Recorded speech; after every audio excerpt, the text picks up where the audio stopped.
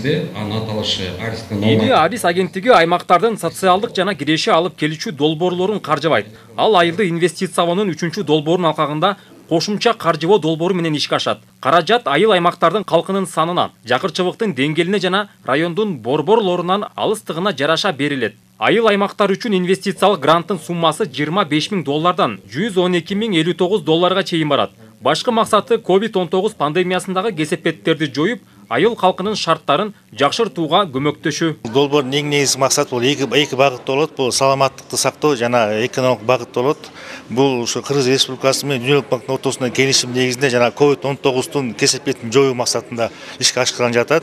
Бул долбоор негизи 3 жылдык мөөнөттө болот. Биз ушу айыл өкмөттөргө барып чогулуш өткөзүп, ошол жерде элдер өздөрү, чогулуштарда өздөрү ошо саламаттык сактоо жагына же экономик жакта багыт болуп, ошол өздөрү тамдашат да, өздөрү колдоо көрсөтөт. Ошонун негизинде биз каржылайбыз да аларды. Бул жолу менен биздин областка, Талас областына $1,700,000 акча каражаты келген жатат да. Биринчи этап уже 2-3 айдан кийин башталып калат. Арис агенттигинин кошумча каржыбоо долбоорун түшүндүрүү боюнча бүгүн жыйын өткөрүлдү. Ага облустук, райондук мамлекеттик администрациялардын, ошондой эле жарандык коомдун өкүлдөрү катышты. Жыйында Арис агенттигинин кызматкерлери бул жолку долбоордун өзгөчөлүгү, гранттык колдоо боюнча маалыматтарды беришти.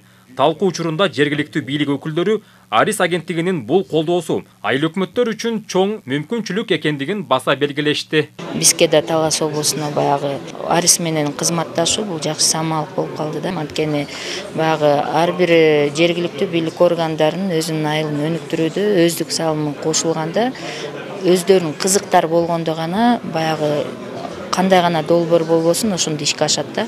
Жалпы эле ушул 2003-төн берки Арис агентствосы иштегенден бери Талас облусунда 43 долбоор ишке ашкан. Ошонун баардыгы жемиштүү, ийгиликтүү болгон долбоорлор болгон. Андыктан баягы азыркы бүгүн презентация боло турган долбоор дагы жемиштүү болот деп терең ишенем. Арис агенттиги тарабынан долбоорлорду ишке ашыруу үчүн каражат Дүйнөлүк банктан бөлүндү. Кошумча каржыбоо долбоору аялдар үчүн бизнес окутууларды өткөрүү, калктын айырылуу катмарына киреше булактарын калыбына келтирүү багыттары боюнча иштерди алып барууну жана башка социалдык-экономикалык багыттагы маселелерди чечүүгө көмөктөшөт. Негизги басым айылдардагы медициналык санитардык жардамды жеткиликтүү кылууга коюлган. Мунун өзгөчөлүгү мурункусунда конкурс боло турган болсо, бул долбоордо конкурс болбойт. Ар бир айыл өкмөтүгө өзүнүн бөлүнгөн бюджет болот. Ошол боюнча жумуш алып барабыз. Долбоордун басым жасай турган багыттары жарандарды тартуу, ишке ашырууга долбоор боюнча.